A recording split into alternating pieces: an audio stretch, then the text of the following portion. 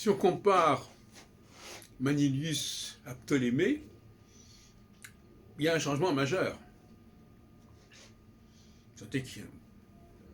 Alors, Manilius a écrit quelques décennies avant Ptolémée, mais son système des rapports entre les dieux et les signes zodiacaux n'est pas du tout le même que celui qu'on trouve dans la Tétrabible.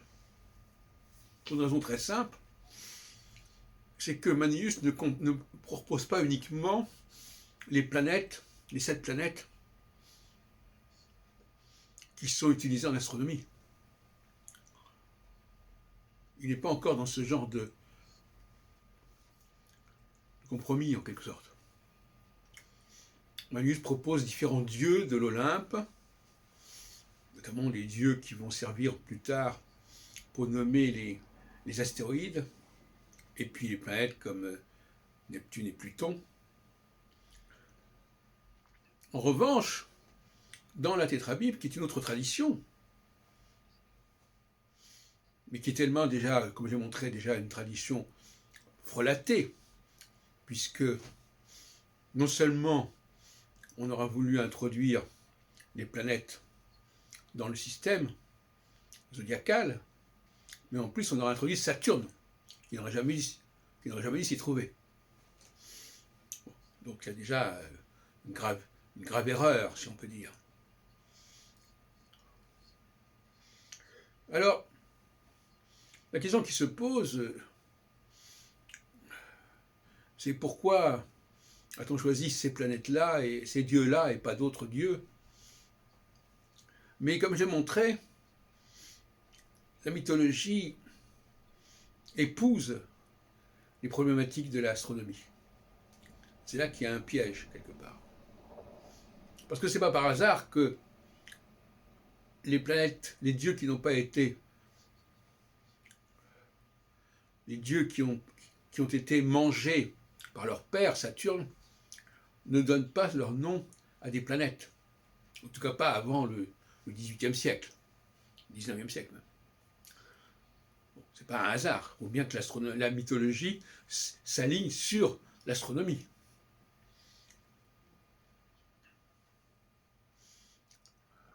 C'est un narratif qui correspond à l'astronomie, la mythologie. Et de la même façon, si la mythologie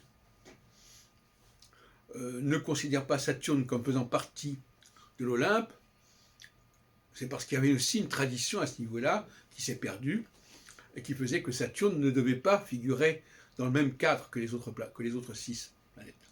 C'est pour ça que je répète qu'il y a un scénaire dont j'ai parlé ce matin. Mercure, Lune, Soleil d'un côté et Vénus, Mars, Jupiter de l'autre. Bon. Oui, il y a déjà un certain nombre de bavures dans tout ça.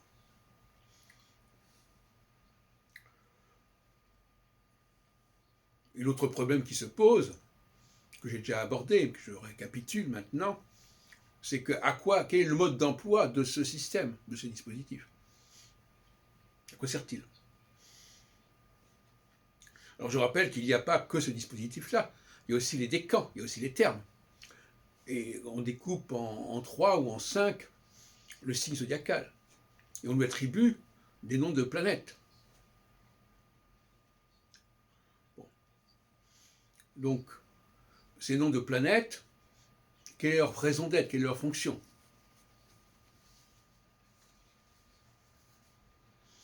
C'est pour donner une tonalité. Une tonalité au niveau de l'interprétation. Ce qui suppose qu'il y a déjà une interprétation des planètes. Et que le nom de la planète importe. Fait sens. Un décan de Mars, un terme de Jupiter, etc. Bon. Je vous renvoie d'ailleurs mon livre sur Ibn Ezra à ce sujet, du XIIe siècle, paru aux éditions Retz en 1977. Bon, bref. Donc, il y a toute une utilisation du langage planétaire qui À quoi ça sert? Alors, il y a deux thèses qui s'opposent. La thèse pluriplanétaire, justement, qui voudrait que, bon, ben, quand une planète est dans son signe, dans son décan, ça la renforce, et puis quand elle est dans son exil, dans sa débilité, ça l'affaiblit. Qui supposerait donc effectivement que toutes les planètes qui sont signalées en domicile, en décan, etc., sont des planètes qui vont jouer un rôle dans l'activation du système. Et l'autre théorie, c'est qu'il y a un seul facteur qui va circuler à travers le zodiaque, qui va être imprégné successivement par telle et telle valeur planétaire, et ce facteur-là n'est même pas forcément une planète.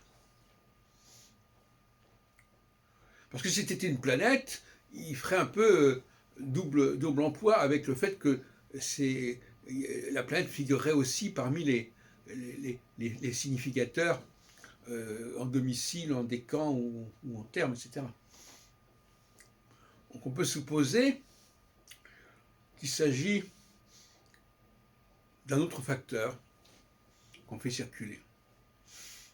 Ça peut être, je sais pas, l'ascendant par exemple.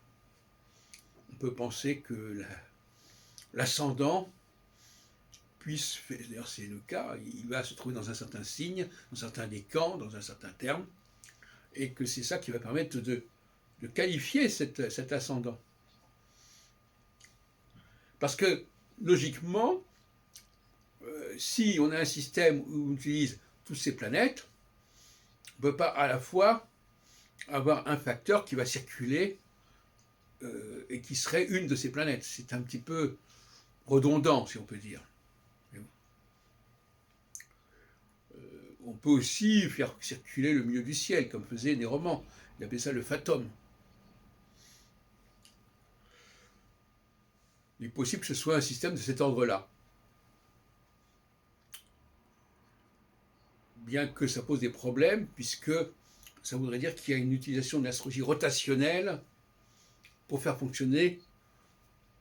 Alors justement, ce qui est intéressant, c'est que l'astrologie rotationnelle, avec l'ascendant, le milieu du ciel, etc., se sert du nom des planètes, mais pas de la réalité planétaire. C'est justement le propre de l'astrologie rotationnelle. L'astrologie rotationnelle ne s'intéresse pas au zodiaque. Donc, elle ne s'intéresse pas à la révolution des planètes. Donc, elle va simplement emprunter le métalangage, ce langage qui est utilisé par l'astrologie zodiacale, elle va l'utiliser dans son cadre à elle. Et elle va faire circuler l'ascendant, par exemple, à travers les 12 signes, divisés en deux groupes, peu importe, et voilà comment ça va se passer. Donc finalement, pour conclure, cet exposé est déjà un peu long, l'astrologie rotationnelle récupère un certain nombre de données symboliques de l'astrologie zodiacale pour développer son propre métalangage et son propre système de signes, de signification.